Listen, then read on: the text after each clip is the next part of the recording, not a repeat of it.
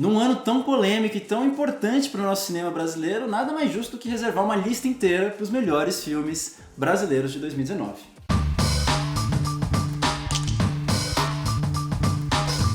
Bom, vai ter lista de melhores filmes da década sim, mesmo você falando, 2019, 2020, não sei o que, a gente vai fazer, vai ter lista de melhores filmes estrangeiros e vai ter agora, nesse momento, você está assistindo a lista de melhores filmes brasileiros que a gente acabou trocando, ao invés de documentários. Porque tá tudo certo. Todo ano é uma tradição de documentário, mas esse ano, tão emblemático para o cinema brasileiro. Sim, foi um ano muito bom para o cinema brasileiro. Muito bom, mas também muito ruim, né? Porque muitas coisas aconteceram que ainda vão ressoar nos próximos anos, então nada mais justo do que a gente falar e exaltar o nosso cinema brasileiro, que tem muita coisa assim boa, e apesar do nosso presidente achar que não tem filme feito bom no Brasil. Então vamos pegar umas câmeras aí, vamos todo mundo juntar, fazer um bem bolado e fazer uns filmes. Mas enquanto nós não fazemos esses filmes, nós fazemos a crítica e a lista dos filmes brasileiros. Como é que vai funcionar aqui? A gente tem as nossas listas pessoais, sim. Eram 10 filmes, que por um acaso calharam de ser muito parecidos. Acho que de muita gente, né?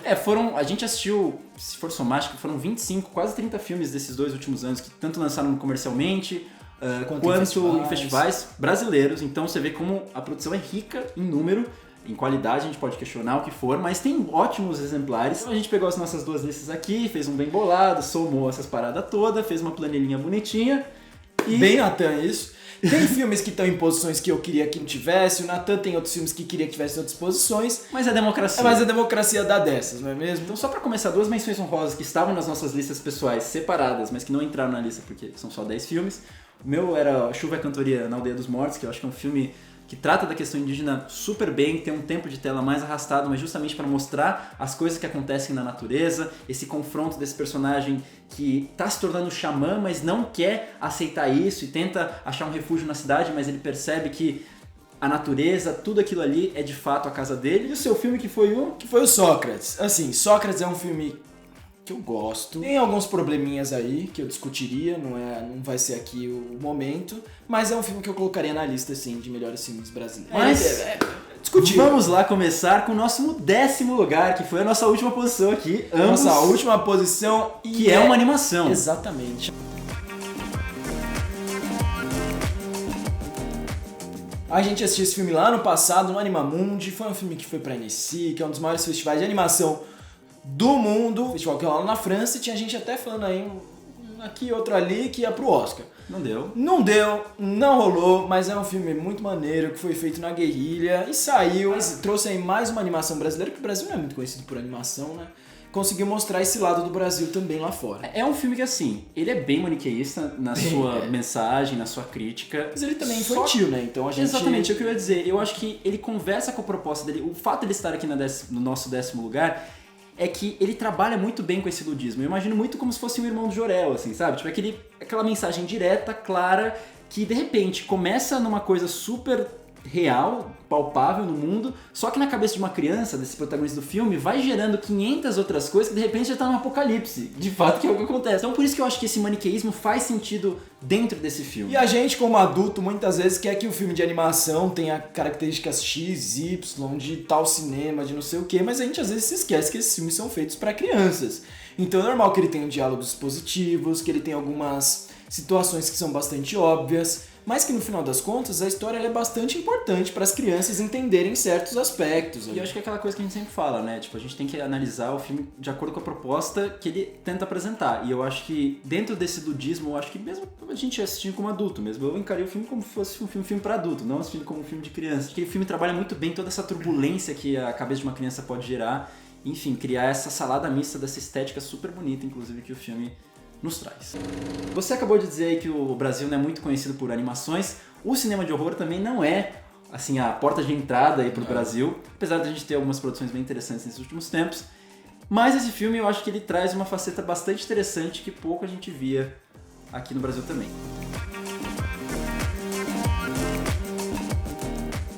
O Morto Não Fala já é um cinema mais aí de gênero mesmo, é aquele filme mais gore, é aquele filme que tem aquela violência um pouco mais explícita, que quer pegar bastante daquelas características muito fortes, por exemplo, do cinema de terror e horror norte-americano e trazer aí pra uma cara mais brasileira. Ele seria o nosso James Wan, assim, seria a nossa Invocação do Mal. apesar das diferenças. Eu acho que assim, o que eu acho mais interessante, ele tem vários dos clichês, alguns momentos tem aquelas coisas lá de jumpscare, apesar de eu achar que ele usa de forma bem comedida. Só que o que eu acho mais interessante no Morto Não Fala é que, apesar dele trazer essa tradição americana, em nenhum momento ele tenta simplesmente copiar ela. Então, se a gente vai fazer aqui no Brasil, por que a gente não usa elementos brasileiros para causar as cenas de suspense? Então, para mim, um dos exemplos mais fortes disso no filme é uma cena de terror que tem com cerol de pipa. E ele consegue criar uma cena super tensa e que só poderia ser feita no Brasil. Lá fora, isso não aconteceria.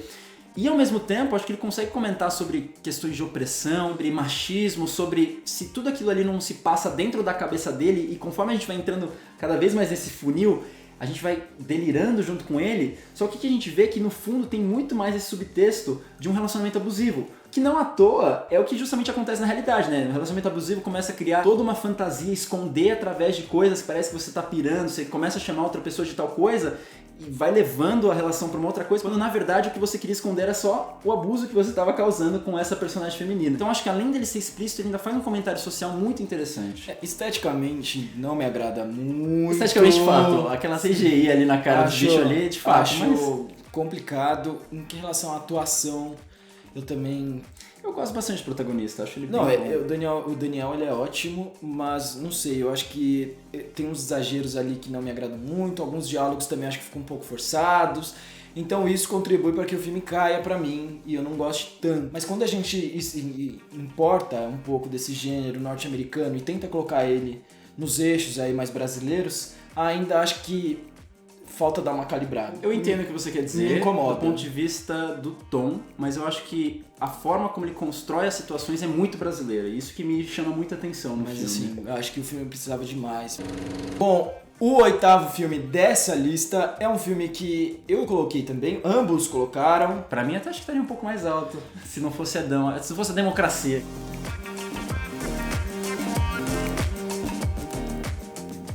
No meio me incomoda um pouco, eu acho que ele tem alguns vícios um pouco chatos, mas eu acho que o final ele se redime de tudo e ele acaba sendo um bom filme. Filme que lida muito com o universo quiche, assim, né? Tipo, são personagens fantasiados e tem uma estética super saturada, que ainda assim ele tem uma linguagem cinematográfica muito clássica, assim, de planos, de enquadramentos que você veria no cinema classicão. Então acho que é muito louco como ele dialoga com esses dois universos. Aí tem alguns vícios, às vezes me incomoda um pouco, aqueles neons, aí a música que ele utiliza às vezes meio brega, que eu acho que eu já vi milhões de vezes no cinema, principalmente quando você pega Norte e Nordeste. Então acho que são vícios que me cansam um pouco. O que eu acho mais fascinante nesse filme é que são personagens todos marginalizados. Sim, isso é legal.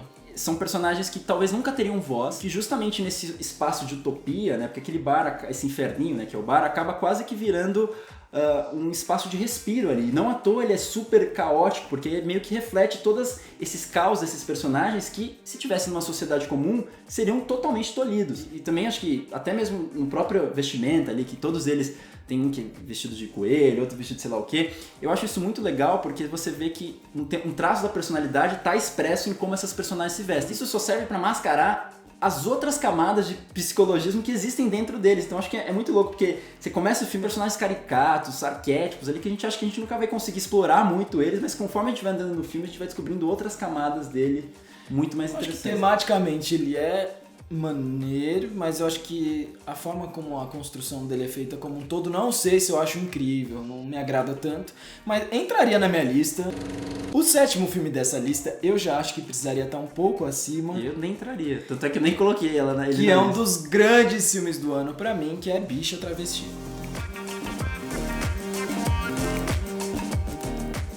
Eu acho que esse filme ele é importantíssimo por diversos motivos.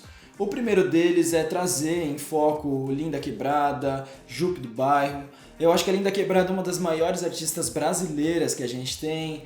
Artista periférica, trans, preta, que carrega uma série de estereótipos que a sociedade tende a abominar. E ela traz isso com muita sabedoria, muita reflexão. Eu acho que eu pude conhecer um pouco mais sobre a vida da Linda Quebrada, pontos como, por exemplo, quando ela teve câncer, que eu não conhecia, esse outro lado humano que muitas vezes a gente acaba não conhecendo, por às vezes só ficar em foco dessa questão política, essa questão muito combativa que ela traz. Então eu acho que além de trazer esse lado humano, ela também traz esse lado poético, esse lado político, que a Linda Quebrada tem muito forte, que eu acho foda. Eu não tiro razão em nada do que você disse, até porque como a gente fez na crítica, vários desses filmes que a gente for falar aqui, inclusive vão aparecer aqui na cartelinha pra vocês verem a crítica completa, tem duas dimensões. Uma dimensão mais pessoal, íntima, em que ela fala mais do corpo, da sexualidade dela, foda. Que eu acho maravilhosa. Desconstrói assim. muitas convenções que a gente tem sobre o que é gênero, o que é corpo, o que é belo, o que não é belo. Principalmente com a dinâmica que ela tem com a mãe dela. Sim. Então, eu acho religioso, eu acho fantástico. Agora a parte externa, que é justamente essa parte combativa, que teoricamente a gente já conhece mais, justamente por a gente conhecer mais, eu acho que esse combate ele poderia ser mais amplo, ele poderia sair desses espaços em que ela já está confortável, que as pessoas que frequentam já respeitam ela. Então eu acho que a minha escolha de não colocar esse filme é muito menos pelo potencial que eu acho que ele poderia ter a mais do que de fato dele ser um filme ruim. Mas de qualquer forma, a minha recomendação é escutar o álbum dela, o último Pajubá, que eu acho que foi um dos melhores álbuns daquele ano. A única pena é que, mais uma vez, é um filme que fica dentro da bolha e acaba falando pra convertidos, e aí o restante da sociedade que eu acho que deveria ver esse filme acaba não vendo, e aí o que vê é a gente da nossa bolha acaba vendo e o pessoal do exterior acaba vendo. Bom, o nosso sexto lugar também é lá do Nordeste, de um diretor que também já tem um tempo de carreira aí respeitável, com filmes respeitáveis, que é o Marcelo Gomes com Estou Me Guardando para Quando o Carnaval Chegar. Que é o que está acontecendo nesse momento que é o título mesmo, da vida de Éder porque está chegando o Carnaval e aí a gente já começa a ficar animado.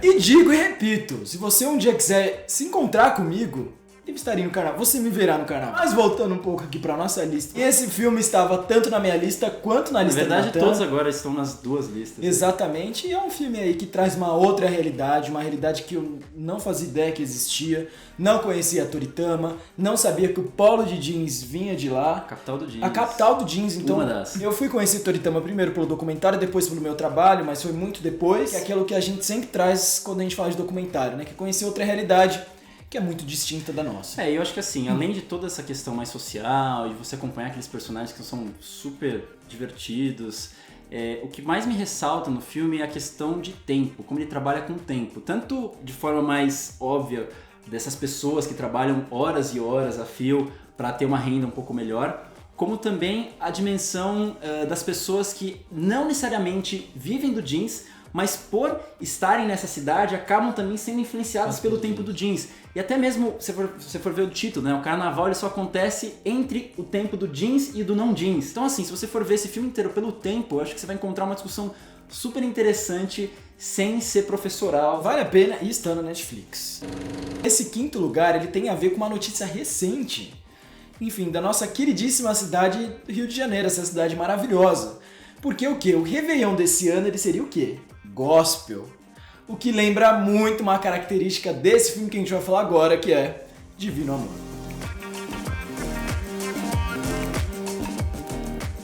Ainda bem que essa história de Réveillon Gospel caiu, ainda bem que as pessoas caíram em si, viram que, né, não ia rolar. Também estão no direito deles, não teria nada de errado, pelo menos eu penso.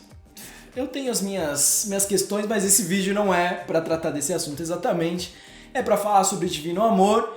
E é um filme que, a priori, eu achei mediano. Na crítica eu também falei bem dele, mas achava... Na cartela aqui? Sim, achava ele mais ou menos. Mas a gente percebe que o filme funciona depois de um tempo, porque ele me marcou.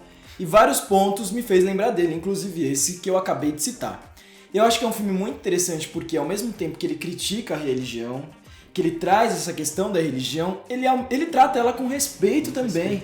Então eu acho que ele consegue unir esses dois mundos e trazer uma discussão aí, um ponto de reflexão muito interessante. Isso que você falou, acho que pra mim é o que mais me empolga no filme. Porque se fosse um filme simplesmente, vamos apontar o dedo pra religião, não pode ter Réveillon Gospel, eu acharia um porre, porque, eu acho que a pluralidade da fé é justamente você conseguir abraçar, mas conseguir entender os problemas que existem nela. Não é que não pode, peraí. Não é que não pode ter o Réveillon Gospel. Mas eu acho que assim, se a gente vive... Não pode ser institucionalizado. Eu acho que se a gente vive num país em que ele é laico, então eu acho que você fazer um Réveillon apenas com músicas gospel, eu acho que é um grandíssimo problema. Exatamente, a institucionalização da parada. Exatamente.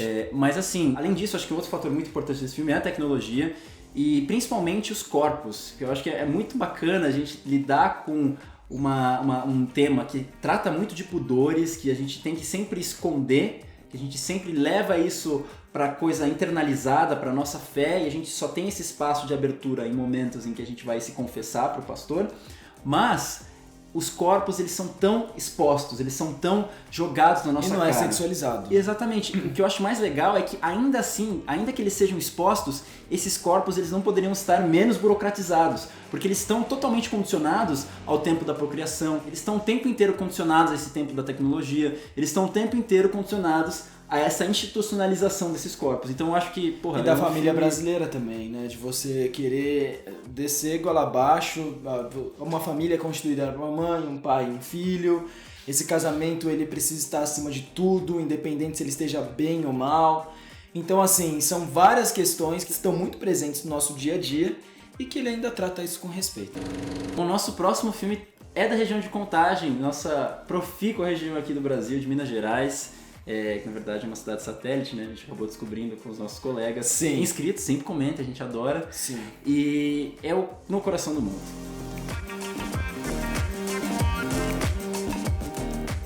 Tá aí um filme que... Outro filme que quando eu assisti lá atrás... Olha só, tinha mais problema. Mudamos aqui, ó. Vocês podem ver toda a raiva aqui na crítica. Eu, assim, não fui muito favorável ao filme. Eu acho que é um filme um pouco bagunçado, que ele traz muitas histórias, eu acho que ele não consegue amarrar muito bem elas. Eu acho que também parecia que era um filme que eu já tinha visto várias vezes dessa linha, dessa aí, onda de filmes de hiperrealidade lá de Minas Gerais. Mas, depois que eu comecei a ler uma série de outros comentários que outras pessoas, até que vivem lá, disseram sobre como foi a experiência deles ao ver o filme e pensando um pouco mais na sua estrutura, eu acho que é um filme sim que tem um grande valor. Não morro de amores ainda por ele de fato, mas hoje eu consigo entender melhor essa estrutura a qual aí o diretor se propõe a fazer. Então, como eu tinha falado lá no vídeo, eu acho que é um mosaico de muitas situações dessa comunidade que ao mesmo tempo é muito individual, porque precisa sobreviver, precisa ascender, mas também é muito comunitária frente a opressões que vêm ainda mais de cima, que eles podem encontrar. Então acho que essas duas dimensões elas conversam muito bem. Eu acho que ele acaba sendo diferente desses outros filmes dessa região, porque acho que existe uma dimensão de esses personagens, eles querem ascender, coisa que a gente nunca via nesses outros filmes. Eles estavam, não que eles estavam confortáveis, mas eles estavam no seu espaço e ali viviam e a gente meio que só observava eles. Nesse filme eles querem ascender, mas também eles não estão confortáveis com o que eles encontram. Então você vê que existe uma melancolia muito grande, porque parece que não existe escapatória, ainda que o filme tenha vários momentos muito ternos. Eu não gosto demais, mas tá aí e eu reconheço seu valor. Bom, aí chegamos no nosso top 3, aí fica aquela pergunta que assolou as redes sociais aí nesses últimos tempos, principalmente por conta da lista de língua estrangeira do filme, né? Pro Oscar, é Bacurau ou é Vida Invisível? É Bacurau ou é Vida Invisível? E o nosso terceiro lugar da nossa lista é... Sim, A Vida Invisível é o terceiro lugar dessa lista. É aquele melodrama tropical no qual ele foi vendido. Que né? seria o meu primeiro lugar se não fosse a democracia, mas... Acontece nas melhores famílias e nos melhores países também. Mas enfim, eu fiquei muito chateado que esse filme não entrou no Oscar, porque eu tava tão ali, assim, crente que ele ia entrar... E não entrou. O Oscar dando mais um banho de água fria na gente. Talvez entre um outro filme aí brasileiro, né, no Oscar. Não morro de amores por ele. Democracia em Vertigem. Que é o Democracia em Vertigem, que nem entrou na nossa lista. Nem entrou, a gente fez crítica dele também. A gente fez crítica também, que era um filme que eu gostava mais, hoje eu gosto menos. Glória. Mas é Vida Invisível aqui. Exatamente. Mas voltando pra Vida Invisível, filme com atuações marcantes, é um filme que traz o poder da mulher, é um filme que traz, mesmo que curta ali a parte de atuação da Fernanda Montenegro, ela é emblemática e ela é muito emocionante. E é também uma história que traz laços familiares muito fortes. Inclusive na nossa crítica a gente fala disso muito mais aprofundadamente, mas a única coisa que eu queria destacar é que, putz, velho, além de ser emocionante, você tem o poder da montagem nesse filme. Como você vê que ele seleciona o momento que ele vai cortar e as lacunas em que você tem nesse espaço são muito mais poderosas do que se ele mostrasse tudo isso que aconteceu nesse meio tempo. Porque a gente pula para um outro momento temporal e a gente imagina tudo que essas personagens não puderam viver nesse intervalo que a gente não presenciou. E é muito mais poderoso. Ao mesmo tempo que ele é bastante melodramático, ele tem esses cortes secos e acaba equilibrando as coisas. Dá uma ponderação. Não que o melodramático seja negativo, Exatamente. acho que ele faz um melodrama muito Mas ele bom. consegue usar bem, assim, esses aspectos. Como eu disse no vídeo, acho que lembra muito um Almodóvar ali nos seus melhores momentos. Então não deixem de assistir. Esse filme não está mais no cinema, mas ele provavelmente vai pra Amazon, que é a distribuidora que comprou ele. Bom, então já que A Vida Invisível pegou o nosso terceiro, então, obviamente, já sabemos quem é o nosso primeiro, não é mesmo? Exatamente. Então vai ao nosso segundo lugar.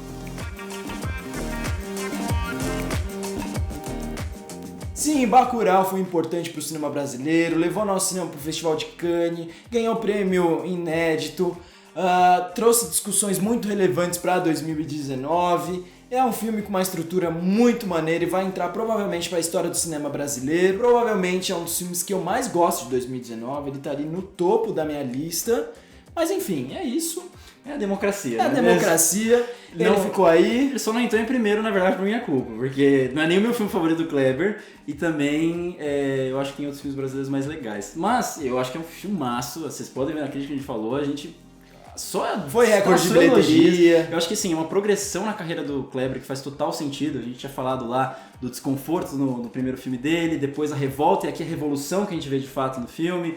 Eu acho que todas as falas que esses personagens eles dizem, eles acabam comentando de alguma forma, mesmo que sutilmente, sobre a política. Eu acho que, enfim, a pegada nas armas que a gente vê nesse filme, mais do que simplesmente narrativa, ela também tem um tchan metafórico de como as instituições, os grandes baluartes, aqui para usar as grandes palavras no nosso dicionário, de fato são importantes para que a gente mantenha a nossa sociedade sem retrocesso. Então a educação, a cultura popular, a história. Então assim, além dele ser um exercício de gênero tal qual o No Coração do Mundo tenta fazer um pouco, mas esse obviamente bem mais escrachado, consegue fazer bem isso, ele ainda consegue discutir politicamente vários assuntos, eventualmente com alguns excessos, que foi o que eu comentei ali no vídeo, e que de fato fazem com que pra mim o filme não seja o meu primeiro lugar da lista, mas assim, de longe, isso tira qualquer mácula que esse filme poderia ter. Então, filmaço, Bacurau, segundo lugar, e vamos para o primeiro. O primeiro lugar, ele é mais do que merecido. Ele representa aí um cinema que eu espero que ele exista cada vez mais, um cinema mais plural, um cinema mais democrático, de pessoas que vêm de outros polos que não seja Rio, São Paulo, ou que sejam de grandes figurões do cinema, mas que ainda assim consigam fazer um filme delicado, um filme bonito e muito representativo. O que eu estou falando agora é sobre... Com essa maravilhosa introdução aqui, a gente não precisa falar mais nada, vamos embora aqui, pegar as cadeiras. É a temporada do André Novaes. Bom, essa introdução calorosa, acho que ela... Super, né?